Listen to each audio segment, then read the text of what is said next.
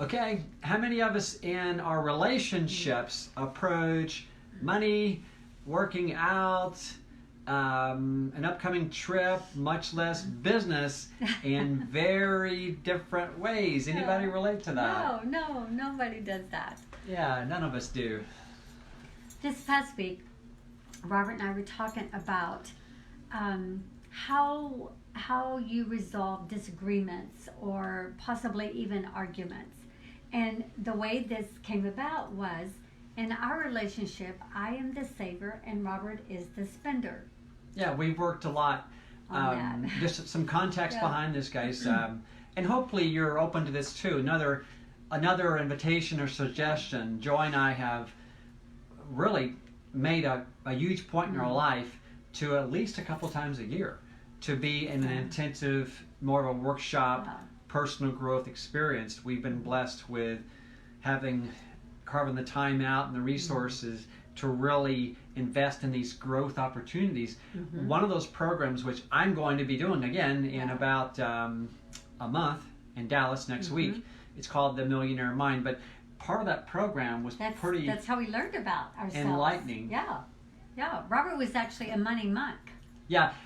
The first it works on your money blueprint, because one of the things when we're in a relationship is when we can understand how each of us approaches, especially the big hairy subject around money. And what we do with that.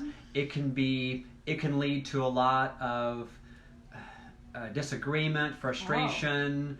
It's probably one of the largest things that people fight over. No, amen. Or it can be a thing where you both acknowledge each other's conditioning, environment, and the way your blueprint or your conditioning, how you actually view what money is and what you do with the money. When you realize where you both are coming from, it makes talking about it and dealing with it so much easier. Yeah. So this came up in our relationship this week. Yes. Yes. And so I felt one way, Robert felt another way. It was over a purchase. So we had to kind of figure out how this was going to work. Now, there's something you need to know about Robert.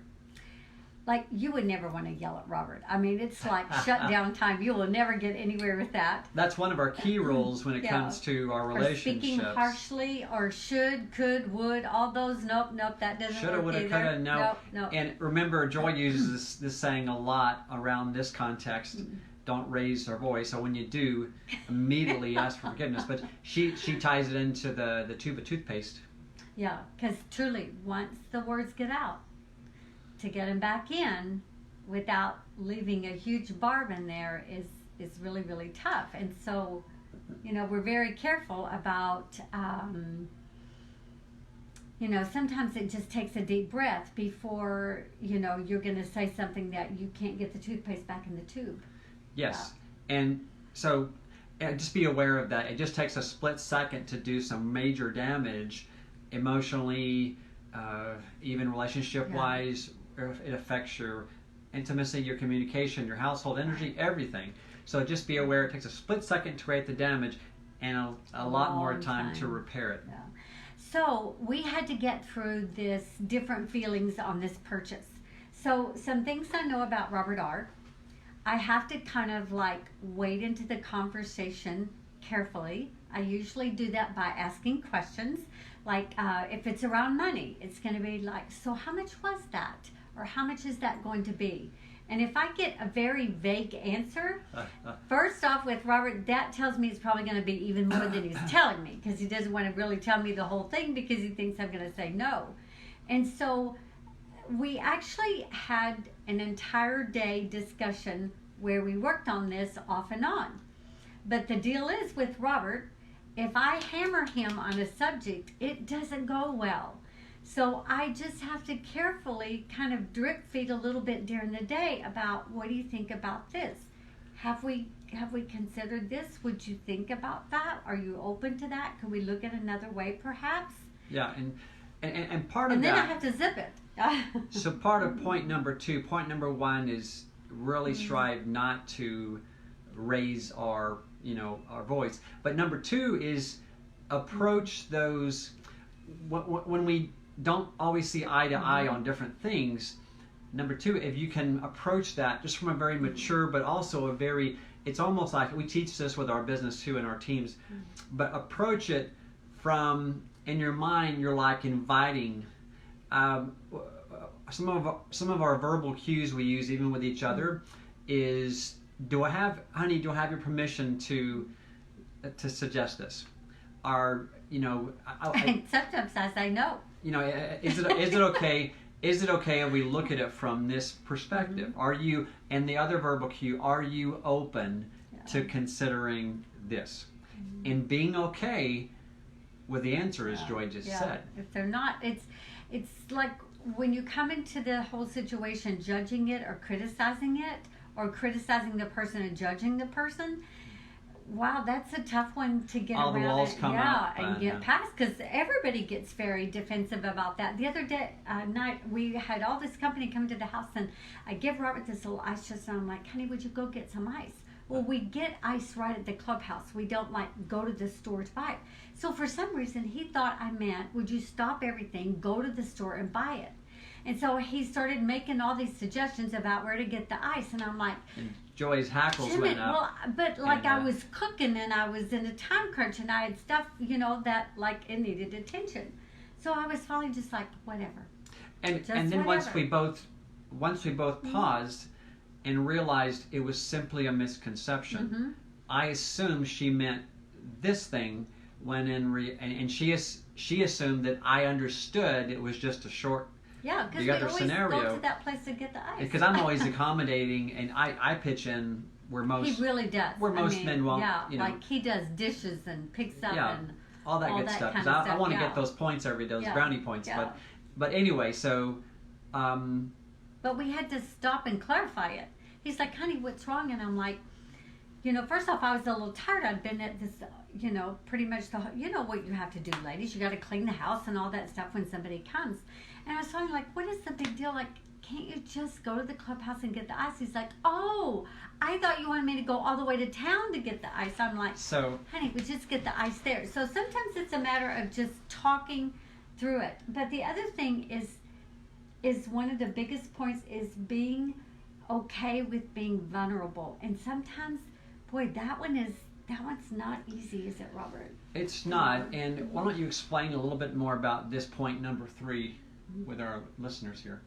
Well, what do you mean by being vulnerable? Well, I think as a man, when I hear being vulnerable, it just means, okay, hang on a minute. You're asking me to not be myself, to step into that metrosexual side of me or whatever, and I got a man up here, so... So you could see just what happened. Robert's whole energy changed over the word vulnerable, and I'm playing a role for a lot of men hearing this. But that's what I'm saying. Yeah, that's what a lot of guys think. So being vulnerable is sometimes really being okay with being kind, not having to be right. That's like huge on our list. Like, is it important enough that you have to be right to damage a friendship, a relationship, or whatever it is? But it's even okay sometimes with being wrong.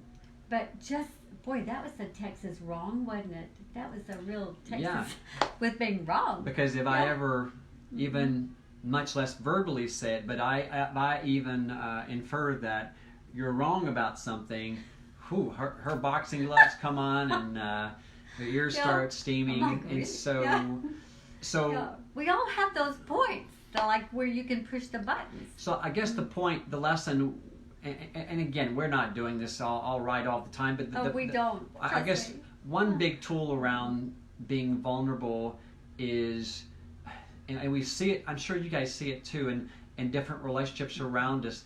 One of the things that we're always kind of agreeing together on is working on keeping the walls down, which means keeping the pride down, because it's an escalating affair once the walls come up and you feel like you're being attacked or being asked to do something or to be somebody that you're not.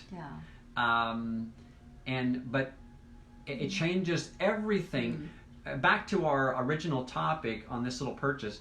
Once Joy approached me from a perspective of, honey, this would make me feel really good if you would consider this. And once she approached it from a soft perspective, and she kind of dropped the demand that I had to go one way or the other.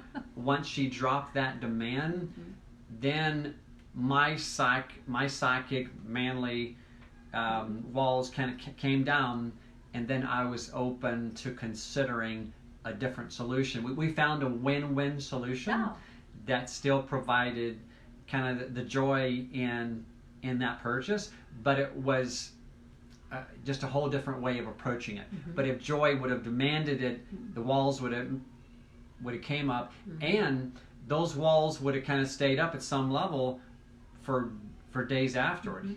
But that's being vulnerable.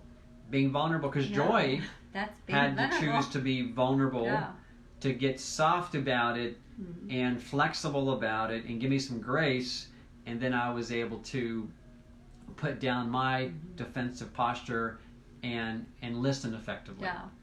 And one of our last things to talk about today is being proud of each other. You know, I know without a shadow of a doubt that Robert is proud of me. I mean, I know that. There is never a doubt in my mind that he is proud of me.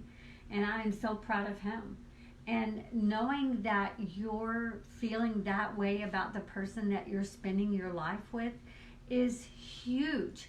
There are many, many people in relationships that there is no pride of each other. It is a constant degrading, constant judging, constant criticizing, questioning, challenging. Yeah. And so that's huge for both of us.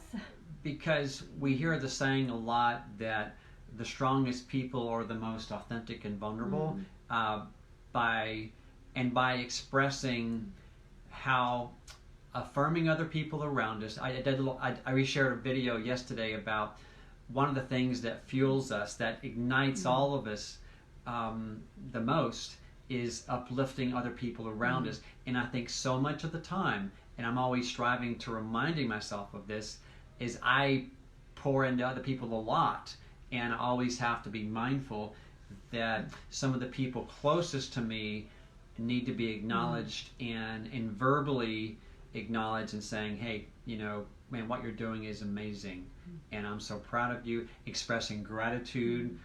Joy and I express gratitude to each other all the time. There's areas where we could do it more, obviously, but that's one of the things. Please and thank you goes such a long way. Yes. It really, really does. And asking, part of this whole process too, also being vulnerable, is asking for forgiveness, and but asking for forgiveness and even expressing how much we love and affirm and are proud of each other. That all boils down to if only when the walls are down. Right. Because when those defensive walls are up and neither of you is budging and leading first with being vulnerable, then it's almost like your relationship becomes a battleground and not a safe, secure place. Remember, us guys, I'm sure you women would acknowledge this, what are the women in our lives need the most is security and safety, and that feeling of being nurtured, if you will, where us guys tend to value, yes, we say a lot that us guys value freedom a lot, but it's also, it's almost like the value is the freedom, but the freedom to be who we are and still be loved and given permission to be us, and again in that safe environment. So it's, you know, we're complicated beings, but we're also have simple emotional needs. Yeah, absolutely. And now to end on something funny. So when we do these videos, everybody's always putting stuff in the chat thing. So recently, Robert discovered that he can't see up close anymore, so he has to wear his cheaters. So somewhere in this house, I've lost my glasses. So we have all these great little comments. So when we finish, we will look at the comments and try to respond to those. Well, the phone's far enough away, I can kind of see some of those. Oh, really? I can't see it at all. So it's pretty funny. Anyway. So those are the main points. Really, is just is being open. You know, approaching different conversations with unconditional love and grace, being vulnerable, and it means different things for different people, but part of it's being open and letting the walls down and feeling safe in that. And the only way to feel safe, lead first with creating a safe space for your spouse, and they in turn will, you give them permission to create that space. And then number 4 is, my goodness, we can never say enough to each other, honey, I'm truly proud of who you are, the mom you are, the wife you are, the grandmother you are, the business partner you are, and I learned so much from you. So again, say that more and more. And I don't mean to be condescending, but the fact that you're here listening to another couple sharing some of their lessons and insights, I'm excited for you as well, because I'm proud of you for growing and being open to growing. We're always looking to other couples. We have a number of couples on our short list that we just love how beautiful their relationship is, and any chance we get to see them in action and the way they communicate and the way they interact and love and support each other, we're all over that. Yeah. And I guess the last thing is, always look at the timing of it. You know, somebody said to me a long time ago, you can never talk about improving your sex life while you're having bad sex. And so, you know, like, wait till that's done, and then like another day goes by, and if you want to give feedback at that point on how to improve, that's a good idea. But sometimes when the kids are screaming and the house is upside down and all that, it's not necessarily the absolute best time of all to tackle the subject. So timing is everything. And the small things become the big things. So create an amazing day. Love to get your comments below. Yeah. Thank you. That we can see. Bye.